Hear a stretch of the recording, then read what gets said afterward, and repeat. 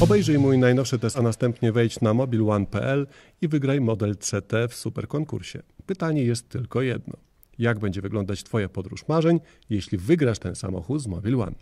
Formularz i regulamin konkursu znajdziesz na www.wygrajzmobil.pl. Cześć. Moja przygoda ze Stelvio wyglądała dotychczas trochę jak speed dating. Najpierw krótka randka i pierwsze ekscytacje na torze Jastrząb, tam była wersja benzynowa. Potem dłuższe spotkania w Krakowie, gdzie się poznaliśmy, polubiliśmy, a Alfa pokazała mi ten swój włoski temperament.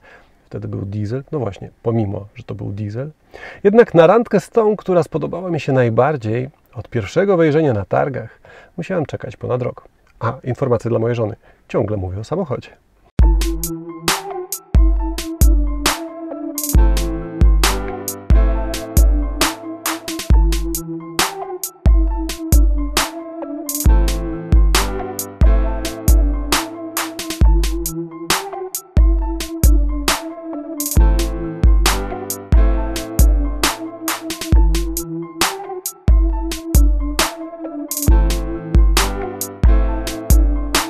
Pamiętacie mój pierwszy test cywilnych wersji Stelvio? Już wtedy mówiłem o wielu stylistycznych nawiązaniach w tym modelu do mniejszej Giulii.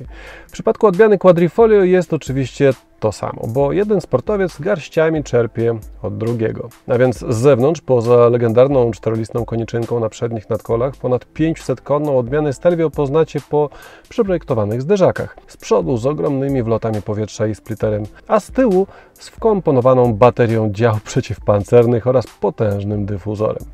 Nie mogło zabraknąć wlotów na masce, które w tej wersji, nawiasem mówiąc, nie są jedynie ozdobą, 20-calowych kutych felg, czy też ogromnych zacisków hamulcowych.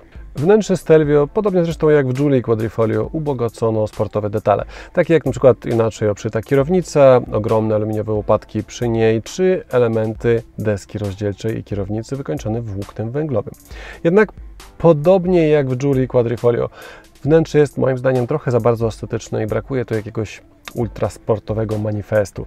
Tym bardziej, że fotele w naszym testowanym samochodzie nie mają tej opcjonalnej karbonowej skorupy, jaką widzieliśmy w Giulii. Po Giulii Quadrifoglio oczekiwania od Stelvio są raczej wysokie, więc z pewnym dystansem podchodziłem do Stelvio Quadrifoglio. Czy nie czeka mnie rozczarowanie? Sprawdźmy to.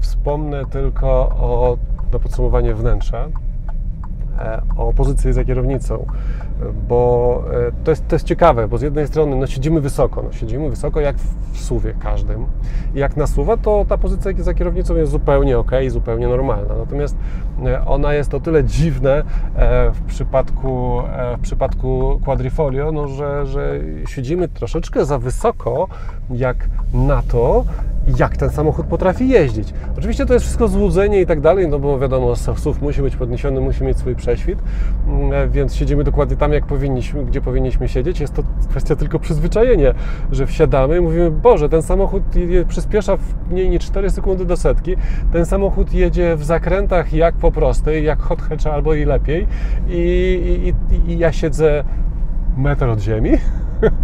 Coś tu musi być nie halo, ale wszystko jest halo, szczególnie fotele, które fantastycznie trzymają na boki.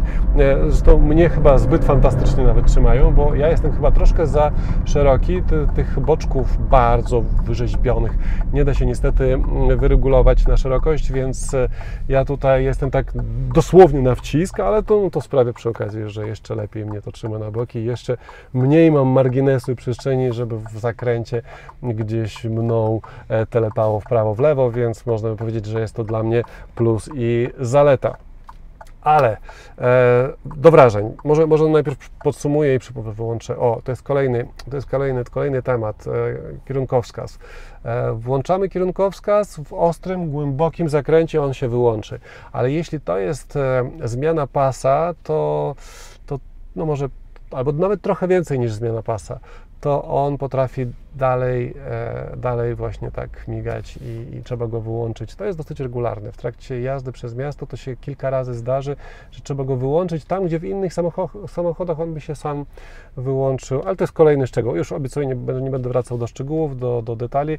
Ważny jest tutaj teraz silnik, o tym opowiemy. Oczywiście pod maską V6, 2.9, 510 koni, fakty są znane, 600 Nm, w szerokim zakresie od 2000 do 5000, co oznacza w praktyce, że on i tak, jak się go kopnie, to on i tak zawsze zredukuje i pojedzie oczywiście od razu wysoko.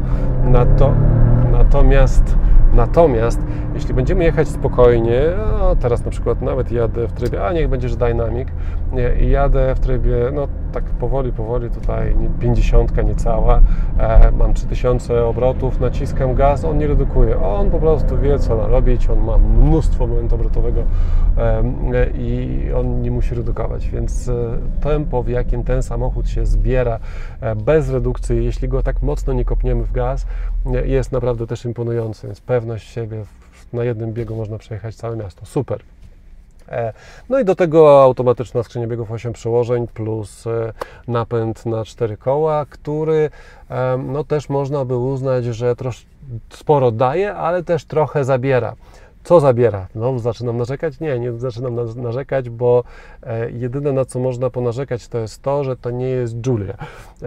Bo tak, jeżdżąc z Giulią, właściwie Giulia Quadrifoglio ustawiła poprzeczkę bardzo wysoko. To już w ogóle w kosmos. Ja tym samochodem jeździłem i nie chciało mi się wysiadać i patrzyłem tylko, jak poziom paliwa opada. Wiedziałem, że niedługo muszę wysiąść, żeby dotankować, ale to była czysta przyjemność, motoryzacyjna przyjemność, rozkosz. Natomiast jeśli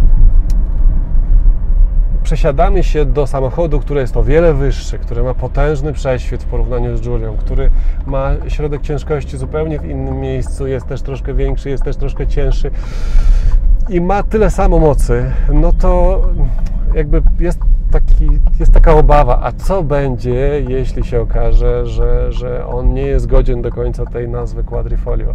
No i muszę Wam powiedzieć, że obawy zupełnie niepotrzebne, bo samochód jeździ kapitalnie. Jedyne, i tak jak mówię, jedyne, czego może mi brakować w stosunku do... Oczywiście jest jakiś margines, który trzeba uwzględnić, no nie będzie to nigdy Giulia, ale jedyne, czego mi może brakować w stosunku do Giulii, to jest to, że tu jest też napęd naprzód, że tu jest napęd na 4 koła, który daje fantastyczną trakcję. Tutaj nieważne mokre czy suche, można jeździć naprawdę tak samo szybko, jest super. Natomiast jazda Giulią dawała jeszcze ten smaczek, że gdzieś tam na tym mokrym, szczególnie na suchym zresztą przy tej mocy też, można było zawsze w zakręcie dodać gazu, zawsze można było tam troszkę nadsterowności uzyskać i się pobawić. Tutaj w tym samochodzie przy rozkładzie, właśnie tutaj za chwilę jedziemy na zlot miłośników Alfy Romeo, ale ja jeszcze dokończę wrażenia z jazdy, chyba będą krótsze, bo już nas wyhaczyli. W każdym razie samochód prowadzi się fenomenalnie i można by powiedzieć, że z jednej strony super, że ma napęd na 4 koła, bo trakcję, bo pewność siebie, bo nieważne jaka pogoda, no bo SUV w końcu musi mieć. Z drugiej strony brakuje mi jedynie tego poczucia, że w każdym zakręcie mogę pojechać bokiem, to co dawała Giulia. Ale poza tym no lekką poprawkę weźcie na ten prześwit, lekką poprawkę weźcie na ten środek ciężkości, ale poza tym ten samochód prowadzi się no tak, jakby to był hot hatch. To jest niesamowite. Brzmienie, proszę bardzo.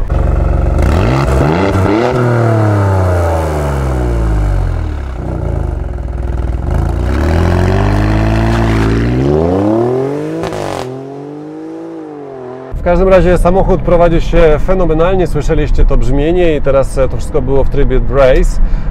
W tym momencie stałem się nielegalny, bo w umowie odbierając samochód podpisaliśmy się, że tryb race nie będzie włączany. Trybu race nie będziemy testować zgodnie z umową, ja to tylko na chwilę włączyłem. Zresztą jeździłem w trybie race, jak byłem na torze. To nie było quadrifolio, ale wiem, że samochód naprawdę ma spore rezerwy mocy i przyczepności. W każdym razie, kończąc już te wrażenia z jazdy, powiem tak, można tu opowiadać o hamulcach, które fantastycznie chwytają, trzymają i naprawdę trzeba było się nauczyć tych hamulców, bo one łapią po prostu bardzo wcześnie i przez chwilę wszyscy tam lecieli do przodu, dlatego że ja uderzałem w te hamulce za mocno. Można było powiedzieć, że można tu zmienić ustawienia amortyzatorów, że samochód fantastycznie przechodzi zakręty, praktycznie się nie przechylając, no, ma aktywne zawieszenie. Wszystko to działa. Ja, podsumowując, nie jestem absolutnie zaskoczony in minus, wręcz odwrotnie. Spodziewałem się, że znajdę w tym samochodzie, mimo że quadrifolio, jednak więcej takiej typowej dla jednak większych, wyższych samochodów, takiej ospałości, troszeczkę więcej bezwładności, natomiast no, ten samochód, to jak on skręca, to jak on przyspiesza, to jak on hamuje, jak on brzmi, to wszystko składa się w jedną spójną całość, którą naprawdę można śmiało nazwać quadrifolio.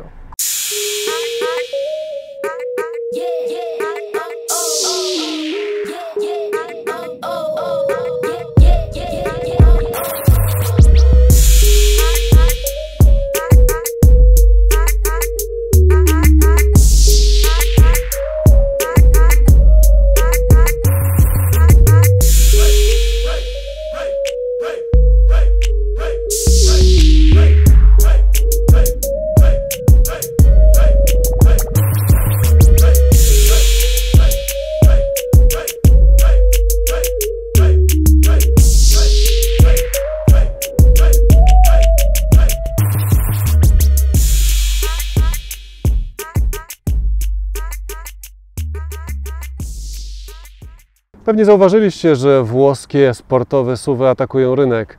Maserati Levante, Lamborghini Urus i Stelvio Quadrifolio. I choć z tej trójki Stelvio jest najmniej ekskluzywne i najtańsze, to jednak pod względem wrażeń z jazdy myślę, że tym bardziej ekskluzywnym SUV-om tak bardzo nie ustępuje.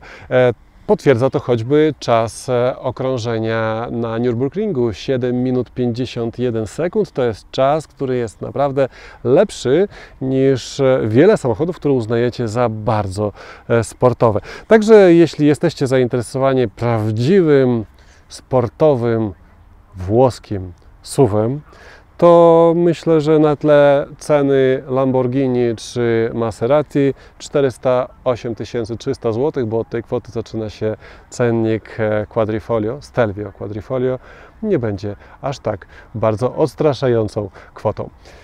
Pozostaje tylko wybrać się do salonu i zamówić swój egzemplarz, a ja tymczasem wsiadam do niego i lecę jak najszybciej do domu. Tym samochodem akurat szybko można bez problemu załatwić i tłumaczę się żonie z tego wszystkiego, co mówiłem na początku filmu. Trzymajcie za mnie kciuki.